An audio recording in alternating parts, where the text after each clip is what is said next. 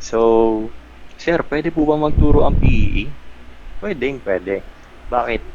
Kasi si PEE, hindi siya, kumbaga, kasi kailangan maging REE ka or licensed REE ka for you to be able to become a PEE or professional electrical engineer. So, yes, REE and PEE can teach electrical engineering subjects. Okay po, sir. Okay. Okay. Ito po, sir, next. As an Okay. electrical engineer, what job do you prefer? Office-based or field-based po? Yan. Sagot ko dyan, both. Kasi once na nagtrabaho ka sa field, expect na natin dyan yung more on actual works, more on hands-on activities. Yan. Sa paggagawa ng actual, dyan ka talaga mababatak kung tutuusin, no? Yes, So, sir. what if or what more kapag bata ka din sa design or the office works? Doon kasi nangyayari kadalasan yung mga design sa office works. So, basically, kung bata ka sa let's say, theoretical, which is applicable siya sa mga design, anong klaseng engineer ka na nun? Anong klaseng EE ka nun? Kung flexible ka na magtrabaho sa office and field works. So, basically, well-equipped ka na regarding theoretical and actual, no? So, napakalaking advantage nun as an electrical engineer. Yeah, thank you po, So, sir. okay. Sir, the prices of electricity here in the Philippines is high. When you compare it to other countries, what do you think is the reason behind it? Okay. For me, main reason natin dyan siguro is ang nakikita ko dyan na main possible reason natin is yung lack of supply ng resources. When we say resources, meron dito kasi sa Pilipinas, meron tayong tinatawag na renewable energy resources and non-renewable energy resources. Unahin natin yung non-renewable energy resources. Ano ba ang mga example natin ng non-renewable energy resources? Anyone, may nakakaalam ba? Yung mga natural gas po, sir. Ayan, kaya na. Kung tawagin natin yung mga coal, fossil fuels, mga ganyan, which is kinokonsume siya ng tao, di ba? Kadalasan niya, nag-i-import pa tayo sa iba't ibang bansa para lang sa fuels or oils. So, yun yung ginagamit natin as kino-convert natin into electricity, di ba, no? So, kadalasan kasi Yes. sa panahon ngayon, since non-renewable nga siya, nauubos. Since nauubos siya, tumataas yung demand natin at bumababa yung supply. So basically, Mm. anong mangyayari doon? Magmamahal. So once na magmahal yan, mahihirapan na tayo ng makapag-import, kaya nagkakaroon tayo ng lack of supply. Okay? So since parang ayaw na natin, or for me, um, hindi ako, parang kasi itong non-renewable energy resources, parang very harmful siya sa environment. So, I'm into renewable energy resources, no? Ano yun, sir? Yun yung tinatawag natin na clean energy, no? So, sa renewable energy resources, meron tayong tinatawag dyan na big show. Uy, ano bang ibig sabihin ng big show na yun? Sir, ano po yan? BI stands for biomass, no? Ito yung mga nakakuha natin sa let's say, animal waste, no? So, mga bulok na prutas, bulok na gulay, yung mga biomass ko tawagin. G is for geothermal. Yan yung nakukuha natin sa ilalim ng lupa, no? So geo means, ano yung ibig sabihin ng geo? Lupa. Parang, Lupa, no? Thermal. So geothermal. So heat. Yan yung nakukuha natin sa ilalim ng lupa, no? So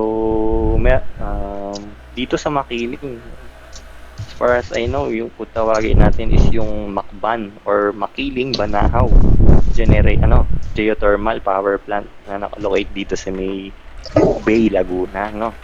So yun yung one of example ng geothermal natin. Kasi nagbabaon tayo dyan ng mga pipes. Kumukuha tayo ng steam or hot hot water. Basta nakakuha tayo ng heat. Then, we all know that heat can be converted into is a source of electricity. Electricity.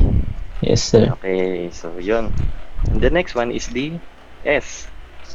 Tapos na tayo sa BI, nandun tayo sa G. Next one is S, the solar. Solar electricity, no? Which is like kadalasan na-encounter natin dito sa urban and rural areas, no? Yun yung pinaka most successful or madaling i-set up dito sa renewable energy resources. Kasi using solar panels, nagko-convert ka lang from light. Nagko-convert mo siya into electricity. And Yes, by sir. the use of solar panel. So H is the hydro or ito yung mga energy na nanggagaling sa mga, let's say, Maria Cristina Falls, yung nababasa natin sa textbook nung bata pa tayo. So mga rivers, yan, hydro. O is for ocean. Oh sir, ano pinakaiba ng hydro sa ocean? Ocean kasi nakakuha din tayo dyan gawa ng tidal waves. Tidal. Yan, diba? Nakakuha tayo dyan. Since meron din siyang nag-a-apply din siya ng motion, meron din siyang capability to run the motors or let's say the design equipments to generate electricity. And the last one is the W, stands for wind. Very common kung tawagin natin is the wind energy or windmill na nakalocate sa Ilocos, Pinilla, mga ganyan. Yung windmill, no? Yes. So, yun lang naman nakikita ko na lack of supply.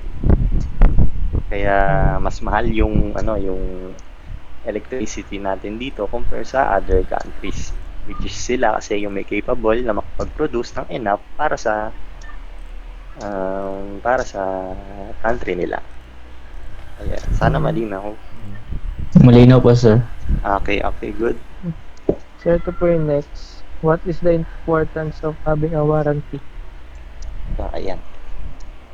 So, ikaw, tayo as a customers, when pag bumili tayo ng mga let's say gadgets or equipments, lagi tayong boss, meron ba tong warranty? Para saan? Siyempre, there's no such thing dito sa mundo na 100%. Hindi mo maiwasan ng error. So, kaya nga sinasabi nila na 100% is an ideal value and ideal value doesn't exist, no? So, maski sabihin mong iPhone or mga mahaling gadgets, Apple, di ba, Samsung, lahat yan dumadaan sa quality check. So, sir, dumaan na sa quality check.